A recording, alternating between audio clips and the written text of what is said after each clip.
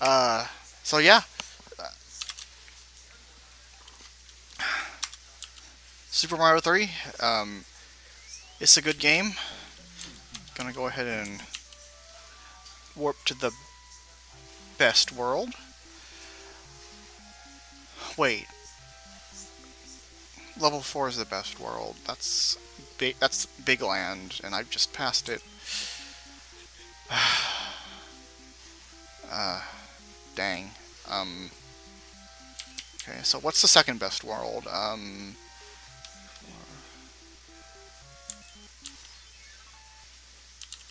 Skyland. That's pretty cool. This is a world that has two maps in it. I'm really bummed about skipping Big World, but that's okay because we have a few more games that we're gonna need to look at. Um, Super Mario Bros. 3. Play it if you haven't already. Okay. So released like 6 days after that. 6 days after that, the Japanese Genesis, the Sega Mega Drive came out, and with it, a couple of games. As stated before, the Genesis was a fair bit more powerful than the Super Nintendo, um, but the games, like at first, weren't as complex. So you ended up getting stuff like Space Harrier 2 for the Genesis. Um, Let me just update the box art right quick. Do do do do do.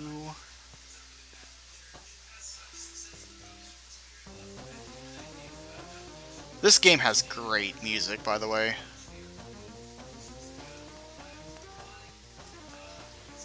I'm being sarcastic. But yeah, when the Genesis first came out in Japan, you had a choice of either this or an even worse game called Super Thunderblade, which is essentially this but in a awkward moving helicopter. Um, but one of the cool things about this game though is that this was probably the closest you could get to playing the arcade game Space Harrier in your living room. I mean, there was a number of Space Harrier ports for like the Famicom and the Sega Master System, which was the Sega system before this, and they all looked pretty abysmal, worse than even this. Get ready.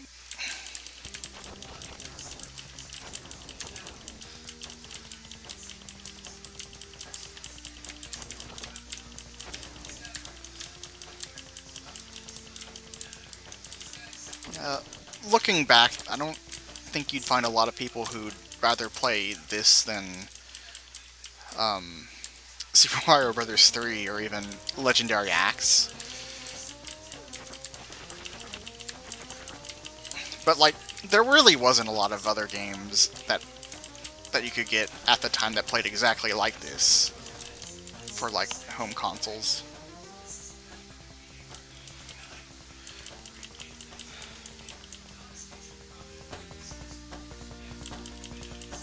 Um, is the game audio coming through now? The game is actually it's a lot quieter than Get ready. it's a lot quieter than the previous games. That's because the audio leveling in this game is kind of shit.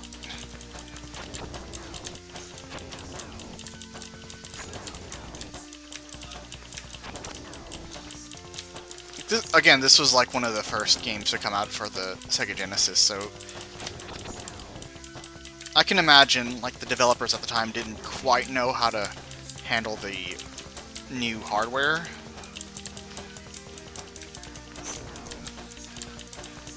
Also, I do hope the stream is like handling this quickly scrolling checkerboard pattern pretty well, because I can imagine it really screwing up the encoding. Get ready. So yeah, this game is super simplistic. There really isn't a lot to this game other than you flying around and shooting stuff.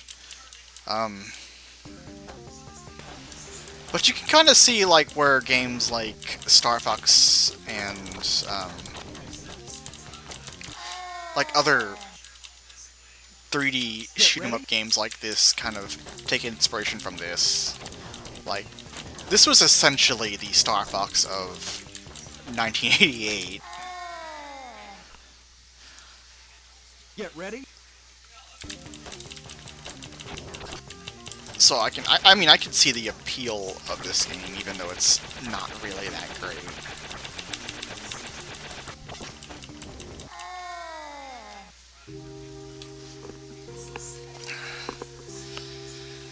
But yeah, that's Space Harrier 2.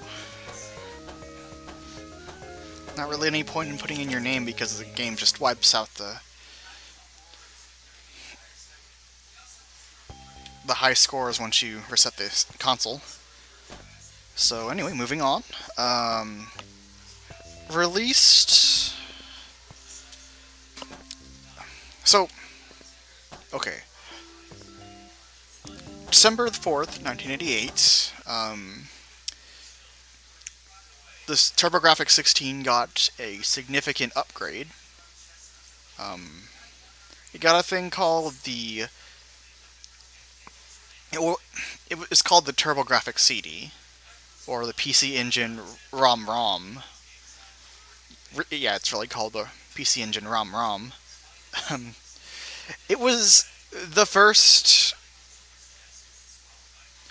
It was the first game console attachment.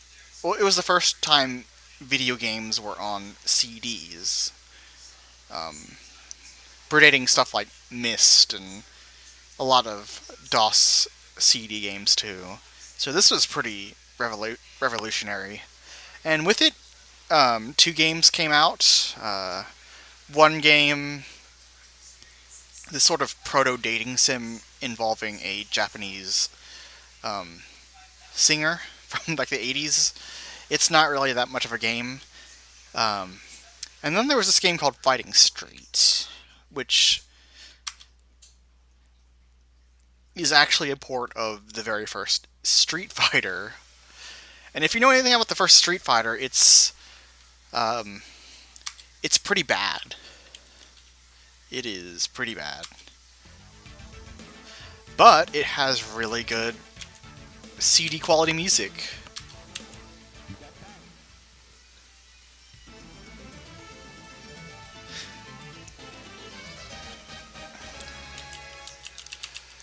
So unlike the later Street Fighter games, you can't really choose to play anyone other than Ryu.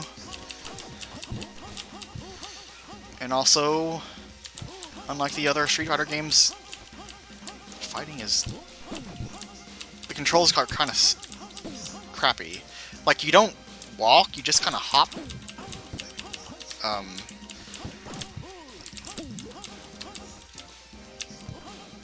There's a noticeable delay between when you press a button and when an attack lands. Hit detection is kind of questionable. Also, like, the Hadouken and the Shoryuken are in this game, but like the timing for it is like so stupid, ridiculous, and you have to be pretty much like, you have to be, I think, frame perfect to like really have any chance of doing any attacks other than like basic punches and kicks.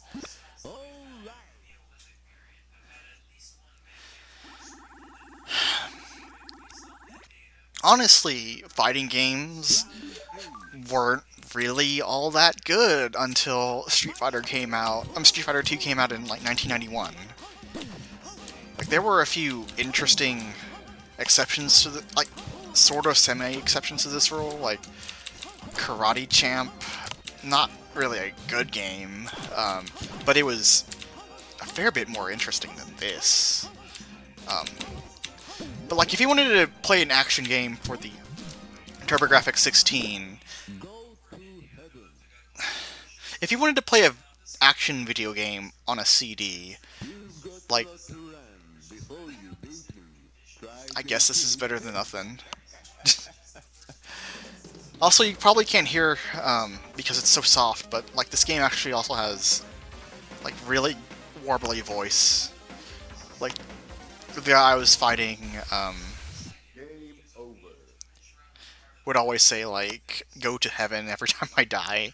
It's really weird and not really worth revisiting nowadays. But this soundtrack is it's like really good. Cheesy 80s synth if you're into that.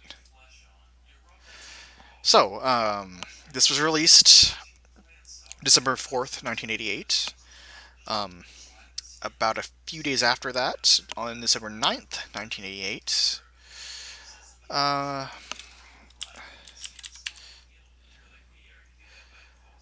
another game was released for the TurboGrafx. This one, a regular card game. Space Harrier 1 was released for the TurboGrafx, which was not a Sega console, but it still got a Sega game for whatever reason. Yeah, even when Sega was just starting to push out, like, its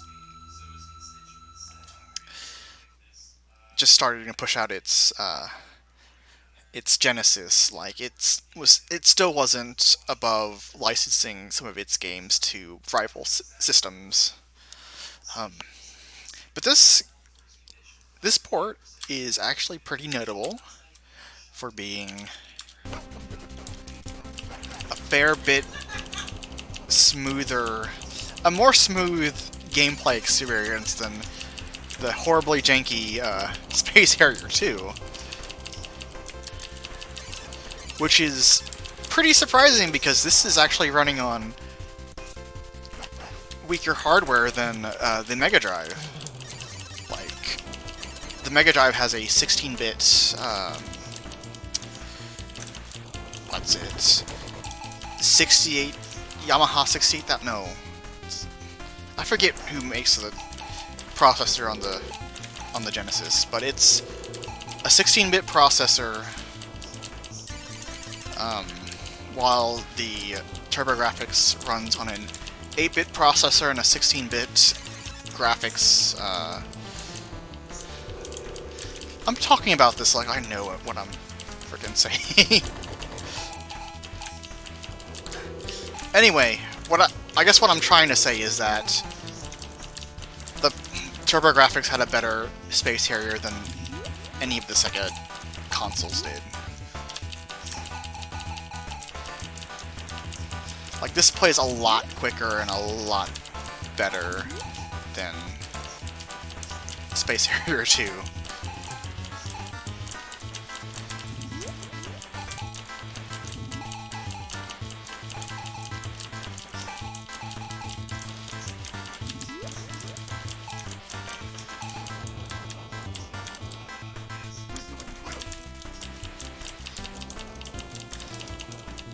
The music does leave like a few things to be desired, but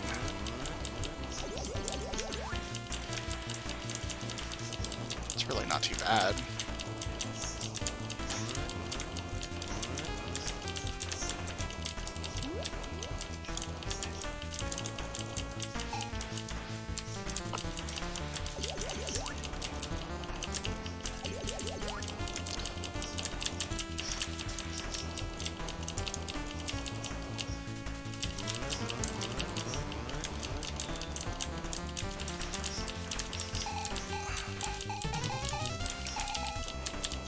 This is just so much more pleasant than Space Harrier 2.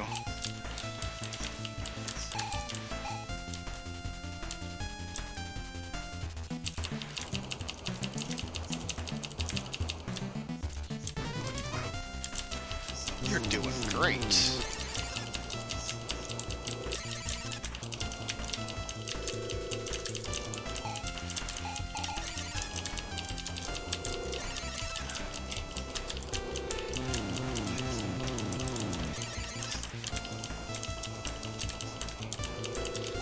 Like, I was kind of on the fence about showing off this game, because this is technically a game from, like, 1985, but adapted for, like, 1987 hardware in 1988. But, like, I just wanted to have a point of comparison between this and Space Harrier 2.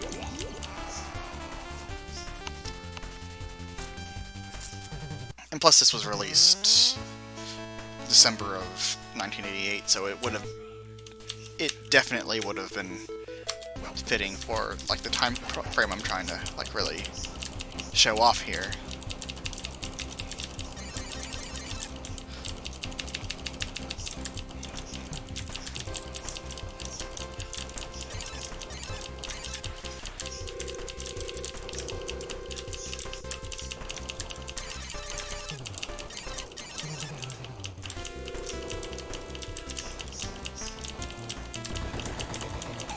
I want to say, like, the dev team behind this conversion was also responsible for a later PC Engine port of Afterburner 2, which I think came out in 1990. That is an amazing port of Afterburner 2. Probably, like, the best up until the 32X Afterburner Complete, and again, a lot better than the Genesis Afterburner 2. So, like, whoever was porting Sega games to the PC Engine was, like, really on top of their game.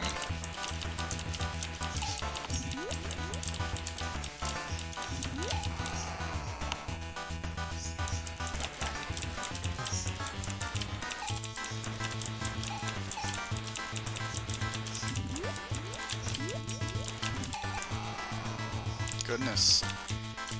Not usually this bad at this.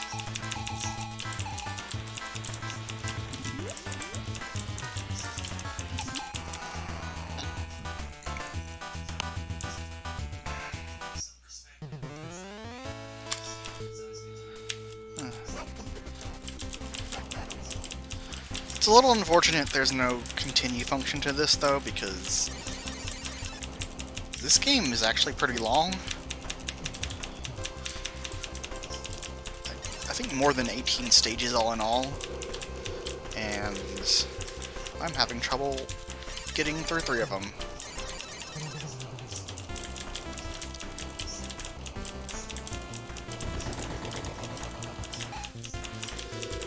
And, like, this was by no means the only port of a Sega game for the TurboGrafx at the time of release. Fantasy Zone, a sort of cutesy shoot-'em-up, was also ported to the TurboGrafx a little bit earlier than this, in, like, I think September or August, and it's also, like, really faithful to the arcade version, although the music is a lot worse.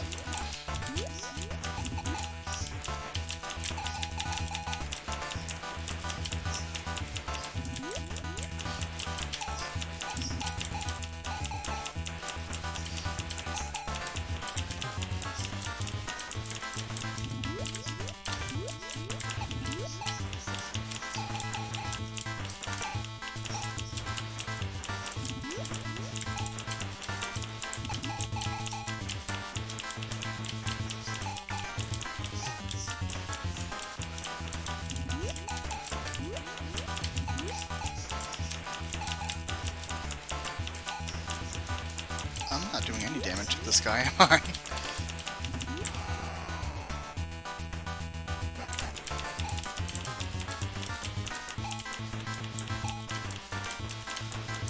Whew.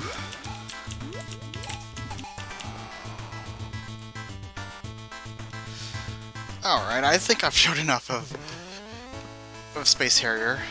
Oh my goodness, I didn't even switch over to the right cover. That's fine, though. That's fine. And I didn't even switch it to the Fighting Street cover whenever I was playing that. But yeah, that was Space Harrier 1. So, a few days after that... No, actually... I did a bad thing. I skipped over a few games that I wanted to show off. So, this game was released on the 9th of December. A few days before that, on the December 1st of 1988, we got our last Master System game for that year.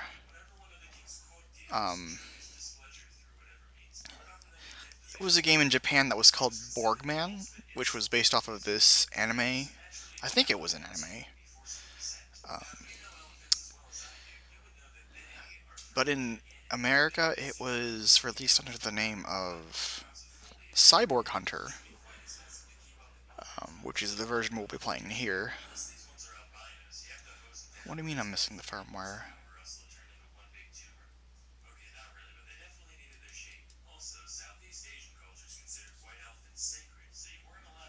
Huh.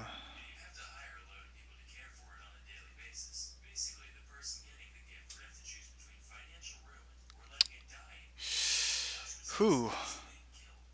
But,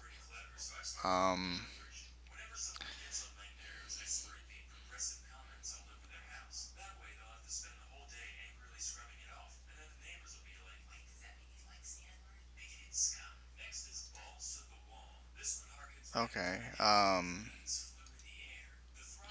don't have the Sega Master System BIOS. It's okay. Cyborg Hunter is kind of crap anyway, so I'm not going to show it off. But a little bit before that, in November 27th, 1988, another Genesis game came out. This one, early adopters of the Genesis in America might recognize.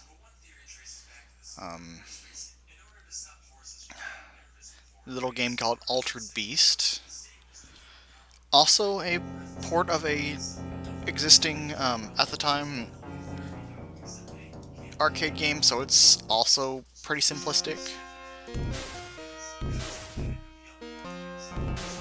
But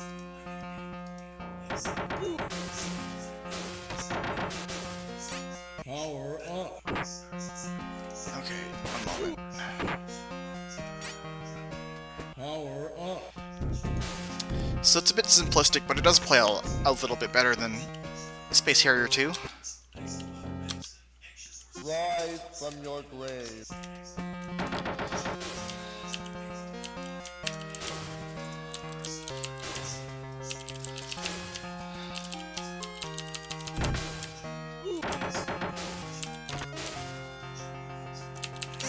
Power up. A lot of people like to bash on this game for being like super simplistic and kind of boring. I really don't like it because it gets pretty impossible like halfway through. Power up. Which I guess isn't that bad considering the game is only like 5 stages long.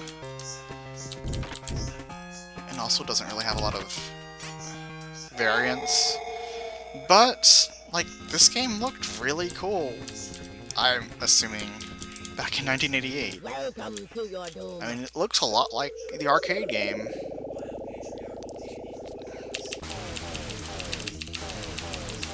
And it plays a little bit like the arcade game, just maybe a little bit easier.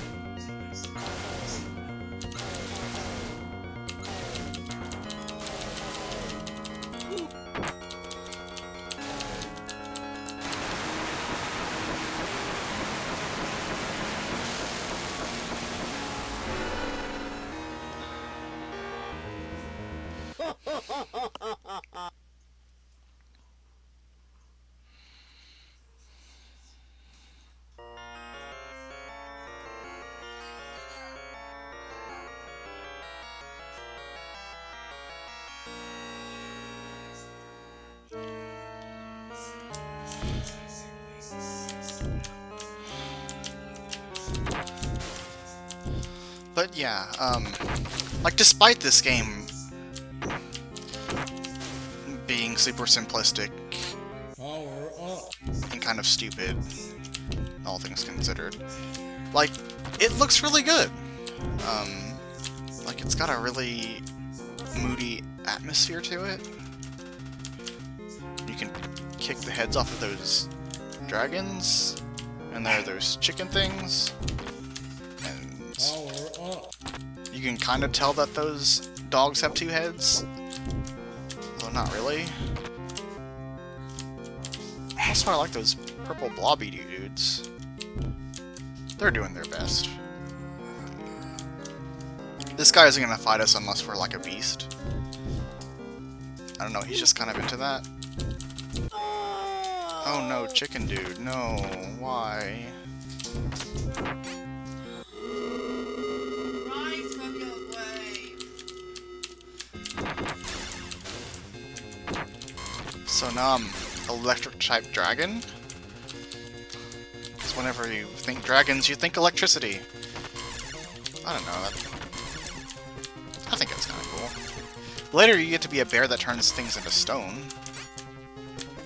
So I mean, there's that.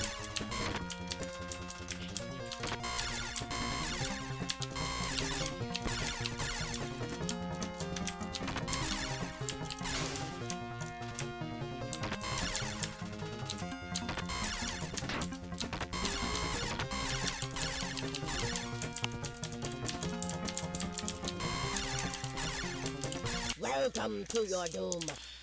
So here is literally the easiest boss in this game, which I'm probably going to skip anyway. Oh, nope, nope, that's it. That's it. You just go up there and you shock them to death. Ho ho ho ho ho ho ho.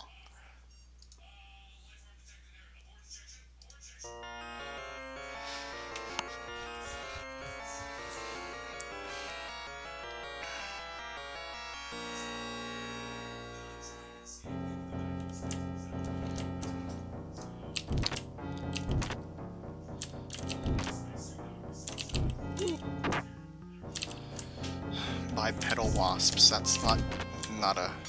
Power up. Which button is jump? Okay.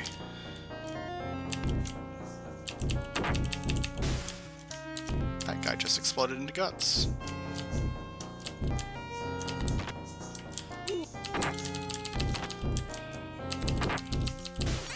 Power up. Oh gosh, no.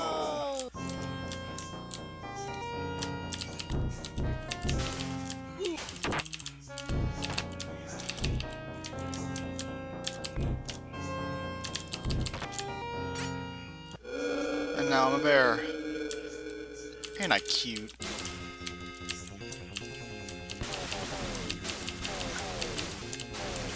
Stone barf.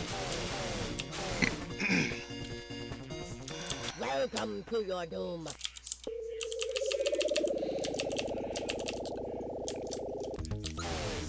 So I don't really know the best way of doing this boss. Or maybe I do. Maybe it's just... Nope. Still not good at games. I want to say the guys who developed this went on to do Phantasy Star 3. Like, the visuals in this actually look a lot like the stuff in Phantasy Star 3. Which is not a game that we'll be playing today or tomorrow. It's a game released in 1990. But all you need to know is that Final Phantasy Star 3 is kind of a crappy RPG. So anyway, that was Altered Beast. So let's get back into December of 1988 for a bit. We've seen what was on CDs and Sega Mega Drive cartridges and PC Engine cards. Let's check up on the Nintendo Entertainment System. So, December 24th, 1988, Christmas Eve, we had a sequel to a game that was released a year earlier. You might have heard of it.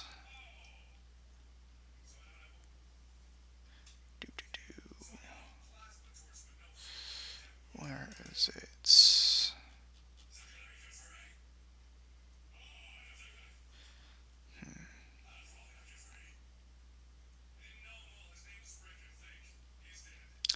Okay, it's not in my main directory. That's kind of weird. Let's check the...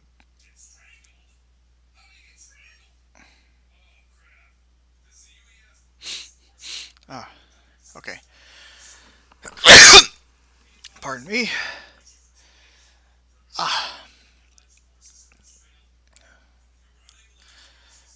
Okay, so it's probably going to be in my backup hard drive.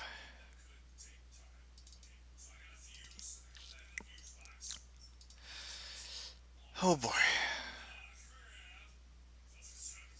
Give me a moment here. This is just going to take a little bit.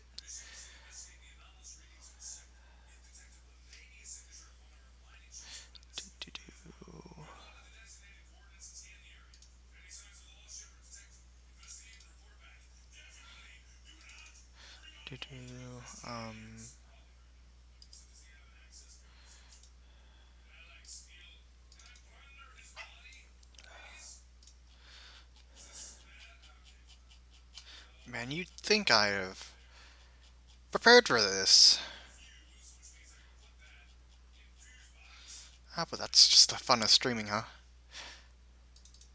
Just random stuff like this cropping up all the time.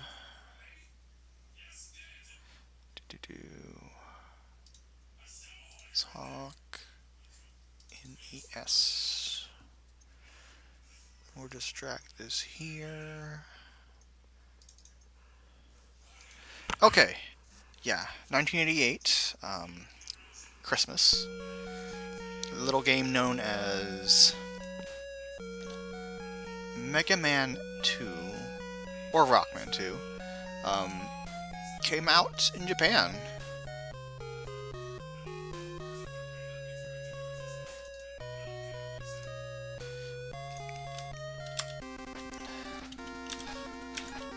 I'll go ahead and do normal mode.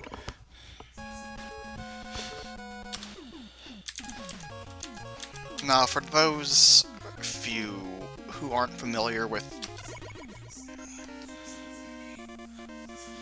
Mega Man, essentially you beat 8 Robot Masters and then you go on and fight an evil Doctor Dude in his castle, and then you just kind of do that for every other game. Although sometimes the evil Doctor Dude is a crazed robot virus thing, or whatever the heck, no, Mega Man Legend was something else entirely. But anyway, Mega Man 2, often considered by a lot of people to be the best of the Mega Man, of the classic Mega Man games. Although you'll get some people who say 3 is better. While I like 3 a lot, I don't know if it's better. If you ask me, though, I think 9 is a bit better than this one. But this one is quite a bit easier than 9, at least. In some respects, at least.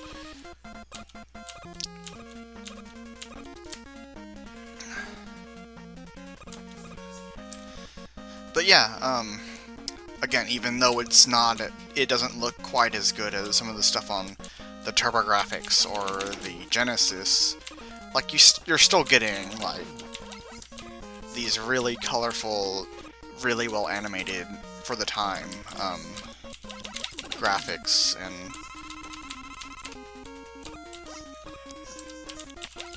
like, while the sprites are a fair bit smaller than some of the stuff on some of those other systems, like, since you're working with smaller sprites, you're getting, like, more complex, level designs here, with enemies that do more than just, like, kind of march towards you. And that's not even going into, like, how some of the bosses have, oh, welcome back, Kate. How some of the bosses have, like, weaknesses to weapons, and how you can get different weapons from beating certain levels.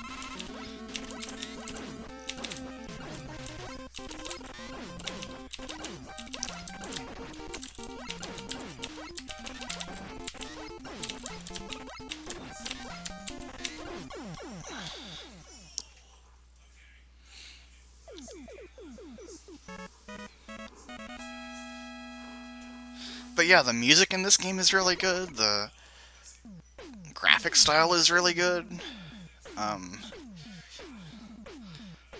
the game is like 85% not bullshit. There's a password system to resume your progress.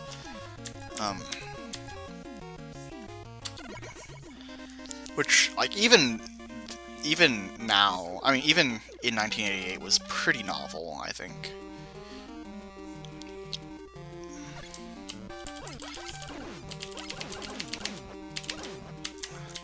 Oh, I do remember, Mega Man, I think,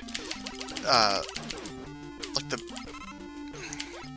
Mega Man Battle Network games got a cartoon in, like, the early, 2000s. I hadn't seen any of it, but from what I've heard, it's, like, really,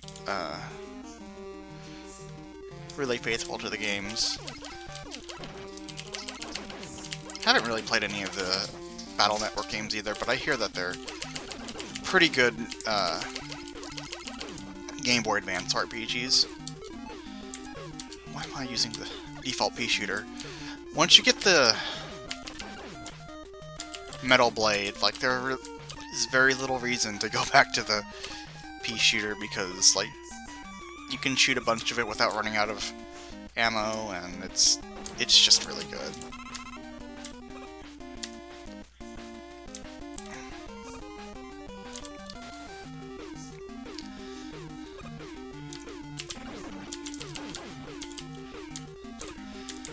But yeah, like, the enemies, even, they all have their own, well, I think I've already said this, but, like, each enemy has, like, its own AI pattern and its own different behavior. They come into it in, like, a variety of different sizes. And yeah, the leaps of faith that you have to make in, like, some of these older games is pretty scary. Dang. Like, in this part, like, you can jump really high in the water, but that means you're gonna have to be, like, really careful, because it's really easy to jump into those spikes, which kill you in one hit. So you gotta really be careful and take it a little slow.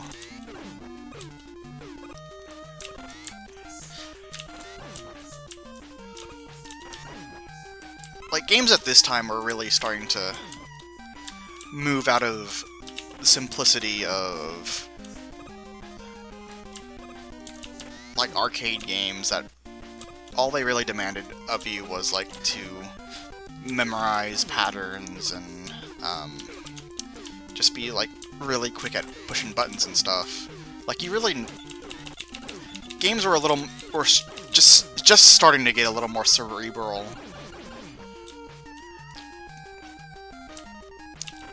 Around this time.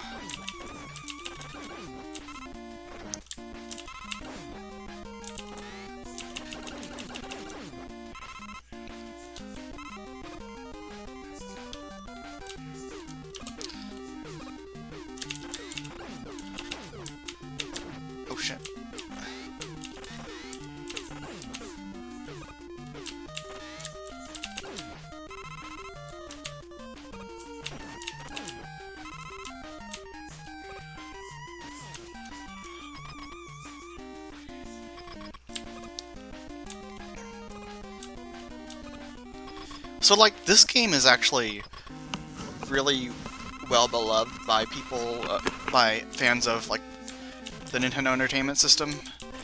But I do remember hearing that back when this was first released in Japan, a famed game review magazine, Famitsu, they gave this game what was essentially their version of like a 50 out of 100. So like it scored pretty low, but I mean apparently the game did well enough to garner like what, 4 more sequels on this system, and like a sequel on the Super Nintendo, a sequel on the PlayStation, and then like 9 and 10 for like the Virtual Console and the PlayStation Network and stuff. Like, people seem to really like this game, even though the press at the time wasn't so hot on it. I'm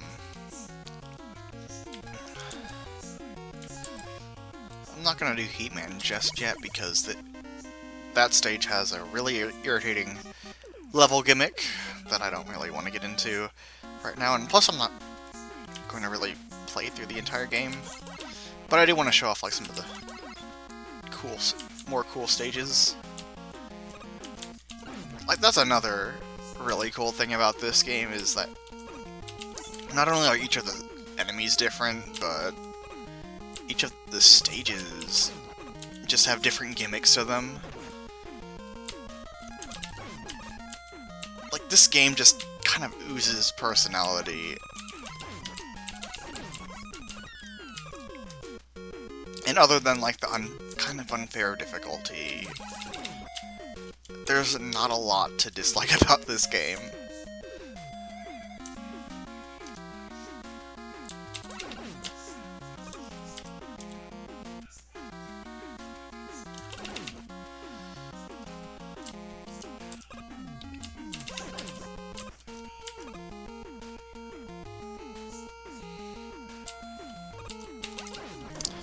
Why am I using the regular pea shooter?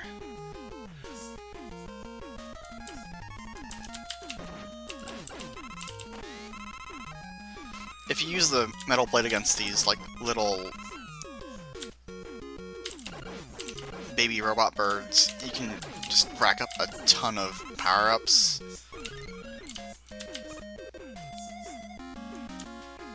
It's really cool.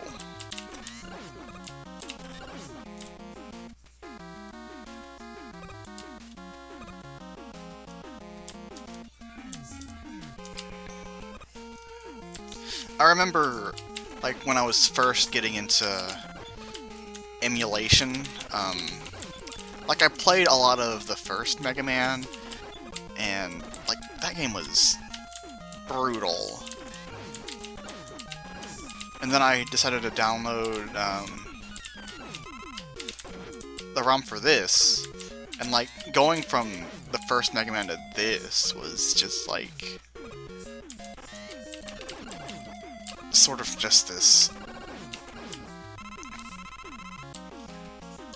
There was just this immediate jump in quality that I could notice even back in... Oh, he just despawned. Yeah, enemies tend to do that back in the 80s. Just disappear for no reason. But yeah, there was just this immediate jump in polishedness and quality between this and the previous game. Like, you control a lot better. The graphics are a lot better. The game's, like, less bullshit all around.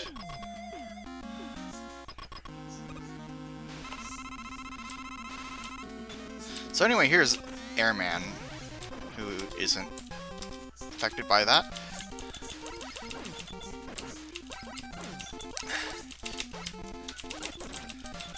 He's kind of a meme for being impossible to beat, but like he's actually one of the easiest bosses in the game. so I don't really get the meme behind that.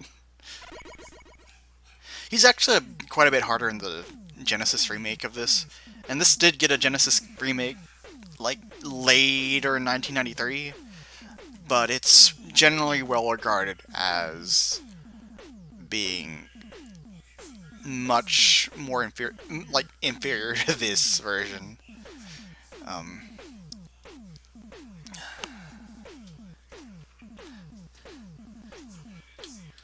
Slight pause when you pick up a power up feels like a really rhythm break. Yeah, I can kind of visualize that.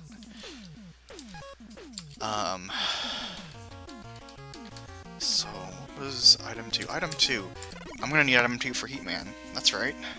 So not only do you get weapons from beating bosses, you get, if you beat some bosses, you get like pretty cool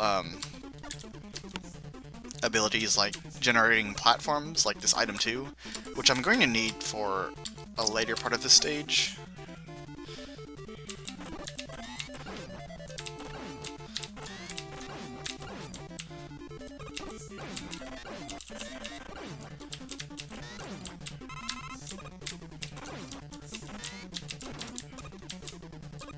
By the way, if it's probably not like super evident, but the lava is like, you touch it, you die immediately, so no touching lava. Also, I've never really quite got the concept of, like, is this supposed to be some sort of lava-filled sewer or something? I'm not quite sure where this level takes place. Not that it really matters. So here's this stage's gimmick. These disappearing and reappearing blocks that you just kind of have to memorize where they appear. They're kind of hated.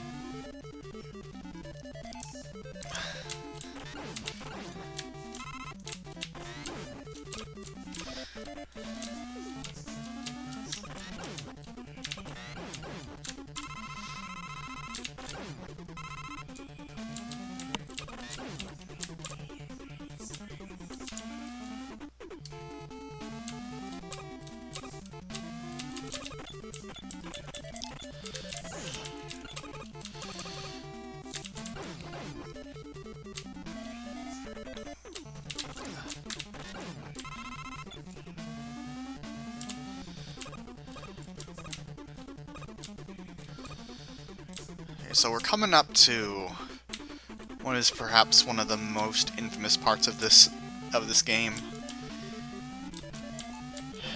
And for time's sake, we're just gonna skip through all of it.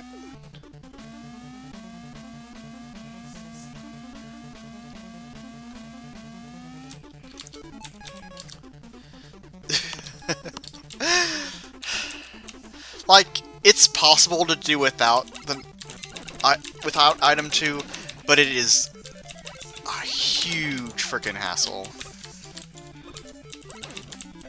And really just not worth it at all.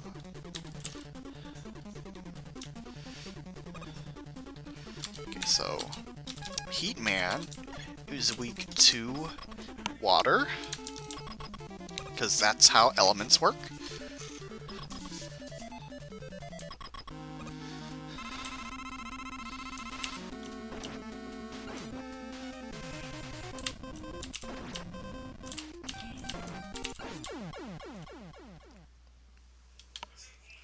And that was Heatman.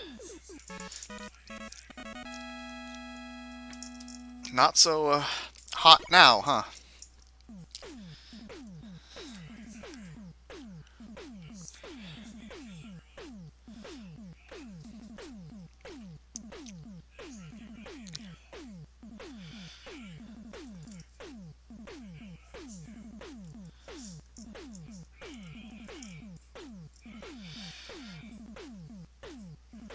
Yeah, in Mega Man, if you have their weakness, if you know their weakness, they die, like, usually they die real easy.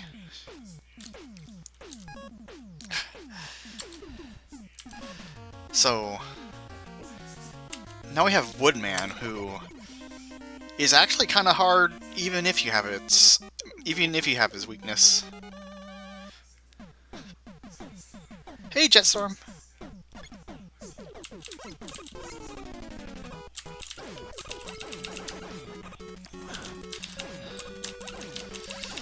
So, I guess Jetstorm, if you're just tuning in, I'm showing off some of the last, yeah, it's always nice to take a break from homework. Though I'm not sure if you should take that from a serial, procrastinator like me. But, I'm just showing off some of the last games released in the Showa era.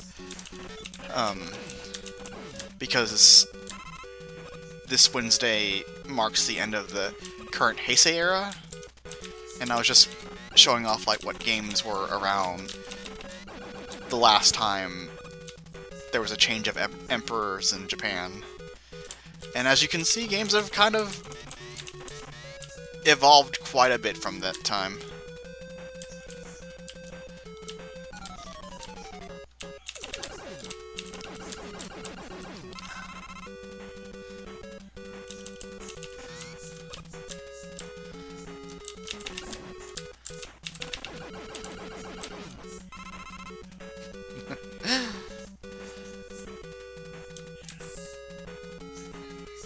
Are they better? I don't know. They were good back then. And there are still good games. Still, yeah. I've seen enough of your Twitter, Jetstorm, to know that you like some games from this day and age.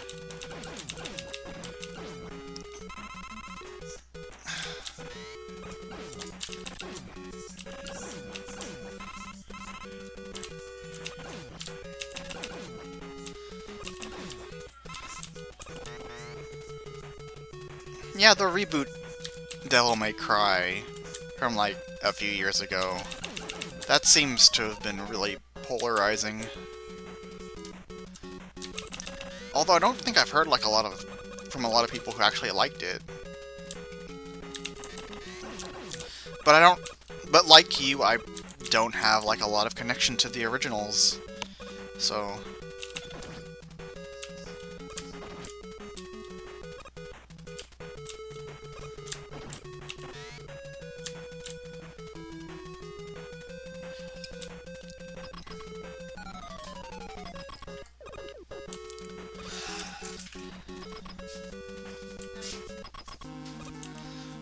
alright. See, the thing with me in retro games is that, actually there's like there's a lot of reasons why I have like such a connection to these really old games. Part of it is that, like I grew up buying game compilations for like the PlayStation and the PlayStation 2. And like those compilations seemed like a lot of, like you get more game for your dollar. Well, that's how it seemed to me at the time. And Taito Classics Volume 1 and 2.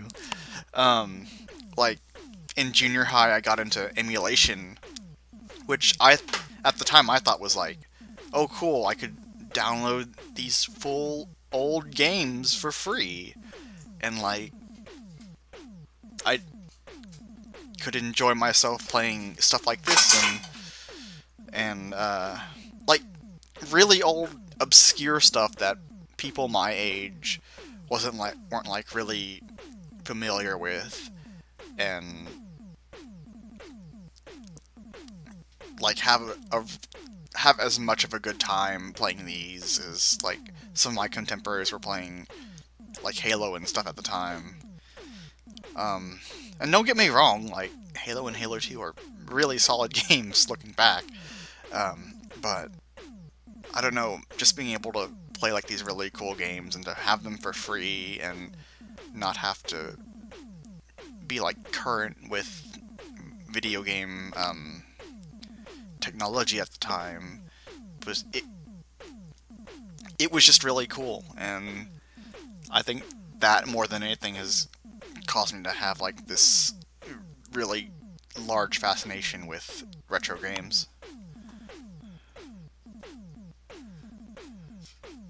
Oh, and I did grow up, like, with my Super Nintendo. Like, that was my first console. And I played that until, like, what? And pretty much until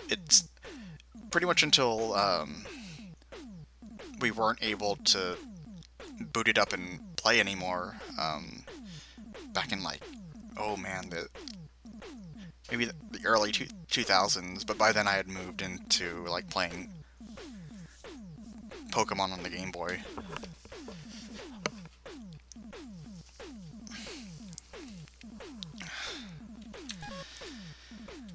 Okay, I think I've shown off enough of Mega Man 2. We still have a few more games to show off before we wrap the stream in, oh goodness, like 10 minutes.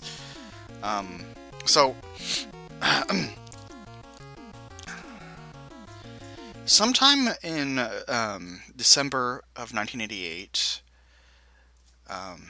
a really popular computer game came to the Genesis.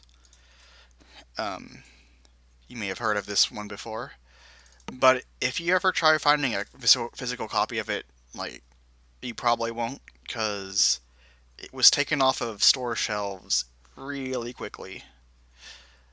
And I mean, you really probably wouldn't want to play this version anyway, because there are much better versions of this game now.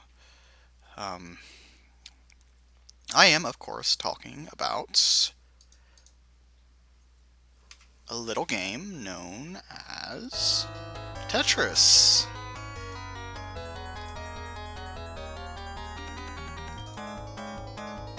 This is actually a port of Sega's Tetris arcade game released, I think, earlier in 1988.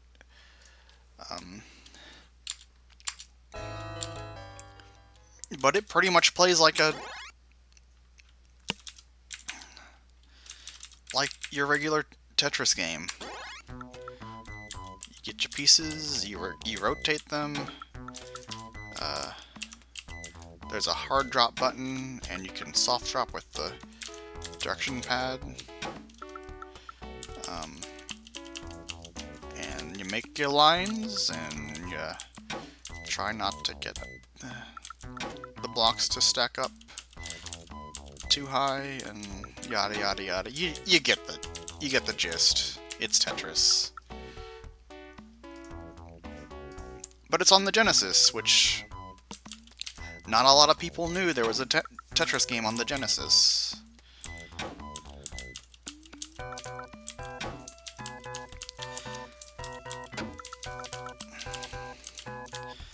Though what's funny though is that I think I've heard anecdotally that Japan seems to really have a connection. Like, Japan associates arcade Tetris with Sega. Because apparently the arcade version of this was really popular in the 80s. So much so that they used some of the rotation system and other stuff from this version of the game in the more infamous Tetris the Grandmaster series, which was developed by Arika. But, like, the rotation system from that game is derived from, like, this game. And Sega would later go on to revisit Tetris with, like, a few Dreamcast iterations. Tetris Giant, which was, like, a Tetris with giant pieces on a much smaller board. And, Puyo Puyo Tetris, which is like one of the best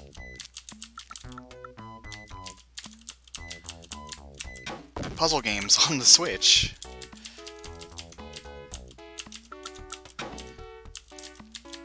So yeah, Sega has quite a history with Tetris, and it kind of dates back to when this was released.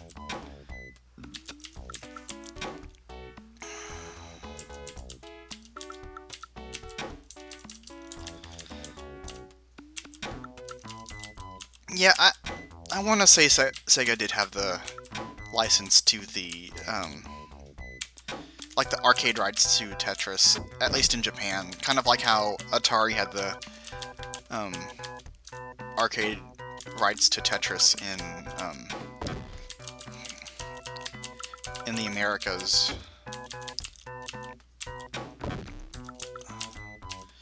Which is partially how we got Tengen Tetris for the NES.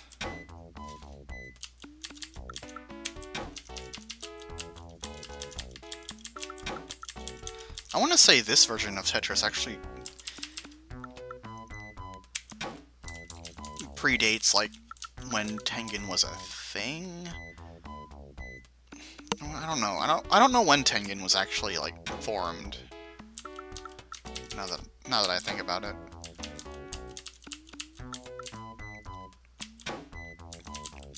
But yeah, this in 1988, this was would have been like one of the first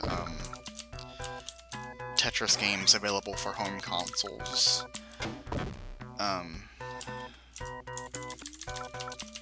87? Maybe. Like, this game certainly predates Nintendo's own version of Tetris and the Tengen version of Tetris, which I think were both released in '89. This predates the much more famous Game Boy version of Tetris, which was released in April of '89. We'll get into, I think, April of '89. We'll get into that in tomorrow's stream. 85? Oh, goodness. I didn't know Tengen was that old. Yep, Tengen, which was actually secretly Atari, or one of the faces of Atari, since Atari was like 2 or 3 separate entities at that point. But yeah, this is Sega's Tetris, kind of a forgotten, one of the first games on the Sega Genesis, and one of the more forgotten ones. I'd say this is certainly a lot more memorable than, certainly a lot more memorable, I think, than Altered Beast. Well, more playable, rather. I'm really not sure what else I can say about Tetris. This is kind of a difficult game to commentate over, if I'm being completely honest. Like, this isn't exactly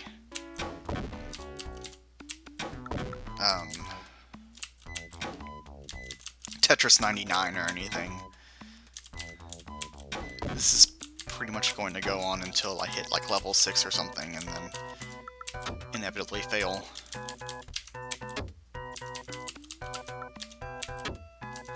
And failure is a little more... Oh, that's right, this game also has like changing background, so every now and then you'll see a dinosaur in the background for some reason. The visuals in this game, once you get like further up, get pretty trippy, which kind of contributes to this game, to this version of Tetris's like unique look, which I dig. I dig it a lot. Okay, let's go ahead and switch over to the last game of the night. So January. Yes, the CDI, the Philips CDI version of Tetris does have the best music. Go ahead and like Google that. Oh, look it up on YouTube, because it is the most vaporwave shit ever. It is like some easy listening. Oh my god, like It's great. It's great. So January 7th, 1989. That is when the Emperor, I forget his name, but the Emperor of Japan dies, and his successor takes over, and that's the beginning of the Heisei era. A day before that, a Famicom game comes out called the $1 Million Kid, I think is what it's called. This would later come out in the States as a lesser known title known as, where is it? I may not have put it in my ROMs folder. This is great. Okay, one moment. No, it's right here. It's right here. Casino Kid. This is a game I've never played before. But this is like the literal last game of the Showa era.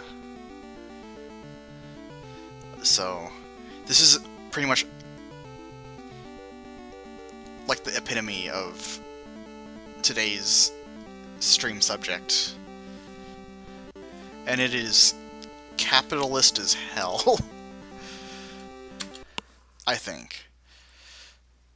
So, the toughest gamblers are here to compete with you. Beat them in poker, beat the casino and blackjack. Then your ultimate rival will accept your challenge. Good luck, Casino Kid. By the way, this game is actually based off of a manga called The $1 Million Kid or something. I never would have guessed that before looking at the Wikipedia page.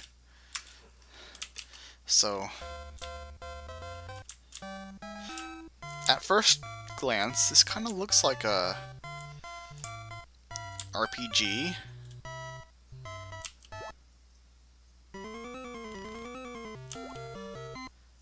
Later, buddy. Cool, okay. I can't talk to that person. Can't really read Jack's face. No clue who that is. Here's a lipstick kiss for you. Okay.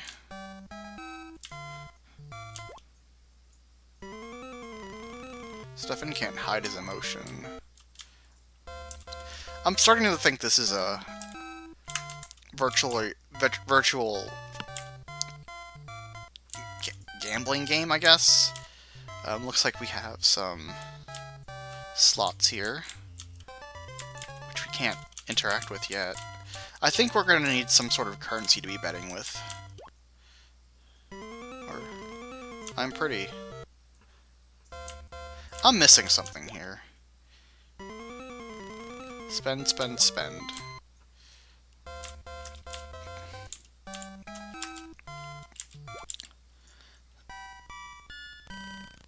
Don't forget this password. That's kind of weird. So this game doesn't seem to have any saving, but you need to record passwords.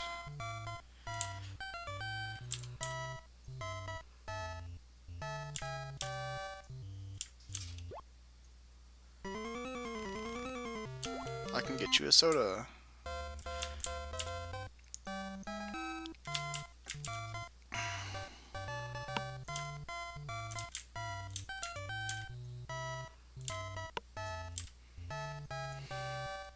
Okay, so I need to be doing the opponents in a specific order.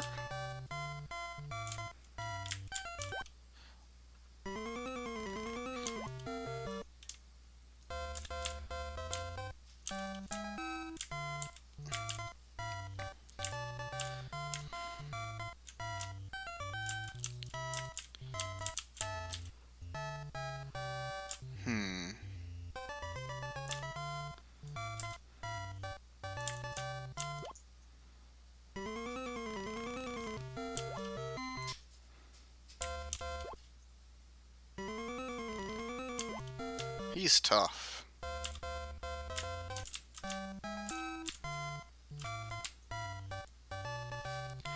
This would be one of those times where...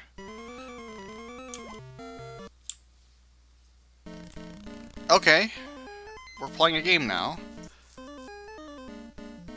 Winning blackjack, we paid 3 to 2.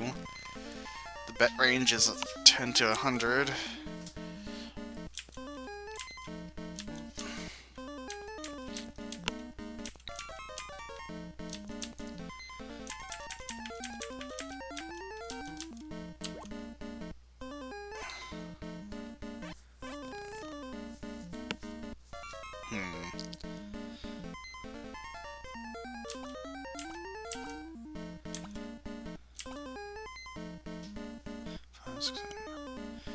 Hit me.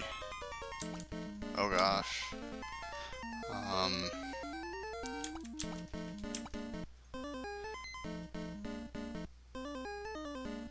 Stand. Ah! I love that face.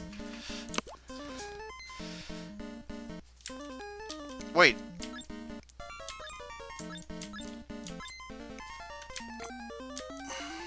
Did I get any money? Didn't I start with 500? How come I only got... Weird.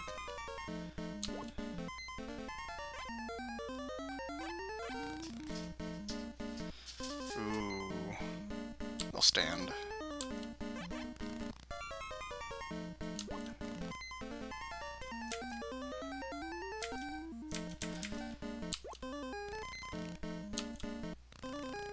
Oh, I can't bet all my money. Okay, we'll do 100 again.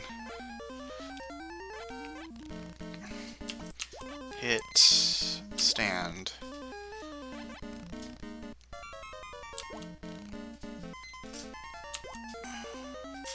So I think we just do this until we get rich. That's kind of how...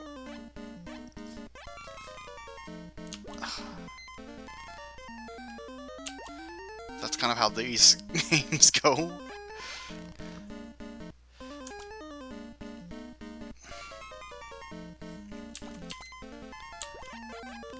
Oh, that's not cool. Yeah, I guess you do have to play until you clean her out.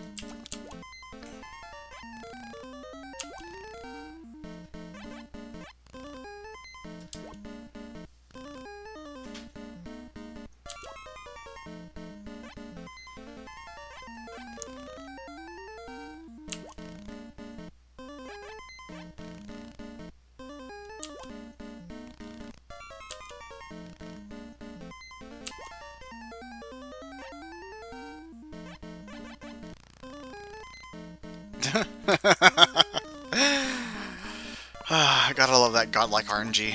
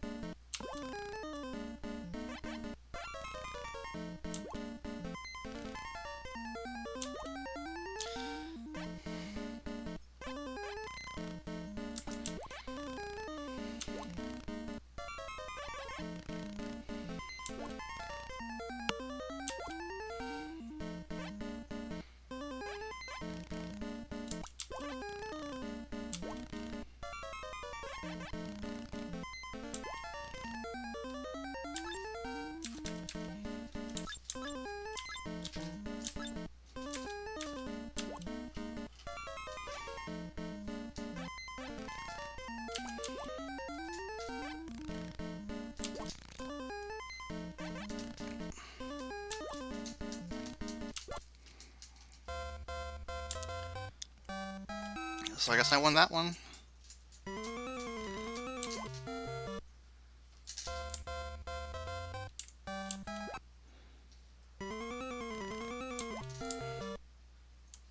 Huh. So then, how are you supposed to know which one to go to next? Do you just talk to people until... Huh.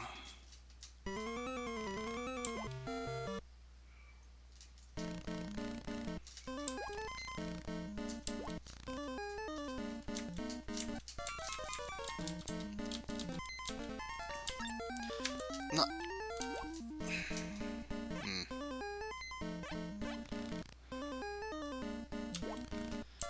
This seems pretty bland.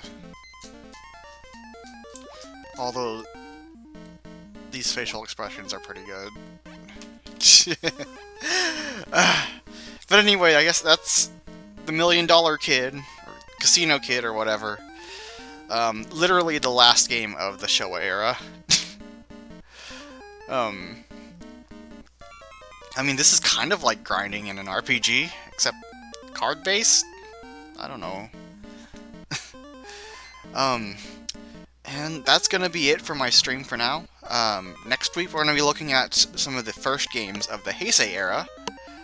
So pretty much some of the stuff that was released like immediately after January 7th, 1989, which includes quite a few interesting things from for the Nintendo, for the NES, the Genesis, the TurboGrafx, and even a little bit from the Game Boy, which was released a few months afterwards. So be looking out for that.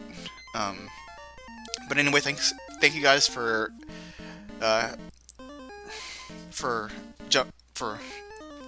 watching this stream, even though I didn't like prepare a lot for it. Oh, Jetstorm, you would have really liked the earlier part of the stream where I played a lot of Space Harrier for the PC Engine, which is better than Space Harrier 2 on the Genesis. But anyway, thank you guys for showing up, and I'll see you guys next time. See ya. Bye.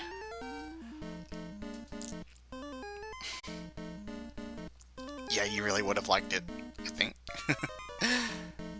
Alright, bye.